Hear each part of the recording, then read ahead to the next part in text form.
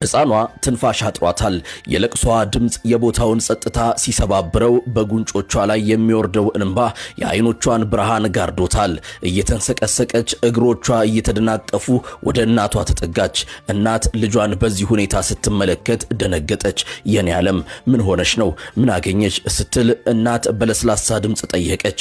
ሕፃኗ ግን ወዲያው መናገር አልቻለችም። ታለቅሳለች። ቃላት ከሚወርደው እንባዋ ጋር እየተጋጩ ይቆራረጣሉ። ጨረሻም ትንፋሽ እየሰረቀች ጫማዬ አንዱ ጫማዬ ጠፋብኝ ብላ ድምጿን አጎላች።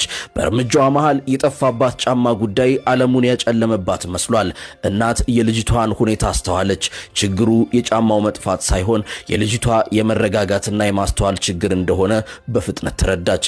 እናት ፈገግ አለችና እስቲ ቀና ብለሽ ዙሪያሽን ተመልከቺ፣ ሩቅ አልሄደም፣ እዚሁ ይኖራል አለቻት። ሕፃኗ የእናቷን ቃል ሰምታ በዙሪያዋ መፈለግ ጀመረች። ጫማው ግን አሁንም የለም። ተስፋ ልትቆርጥ ስትል ግን አንድ እንግዳ ነገር ተሰማት። ግራ እጇን አጥብቃው ወደ ደረቷ አስጠግታለች። ድንገት ወደ ራሷ ተመለከተች። የምትፈልገው ያን ያህል ያስለቀሳትና ያስጨነቃት ያ የጠፋ ጫማ በገዛ እጆቿ ተጨብጦ በጉያዋ ስር ተሸጉጦ ነበር። ሕፃኗ ማመን አቃታት። የያዘችውን ነገር ስትመለከት የለቅሷ ስሜት በአንዴ በሳቅ ተተካ።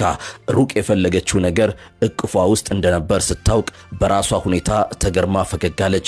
ብዙዎቻችን እንደዚህ ሕፃን የጎደለንን ፍለጋ ብዙ ርቀትን ባዝናለን። ሰላም፣ ደስታና እርካታ ፍለጋ የሌሎችን ደጅ እንጠናለን።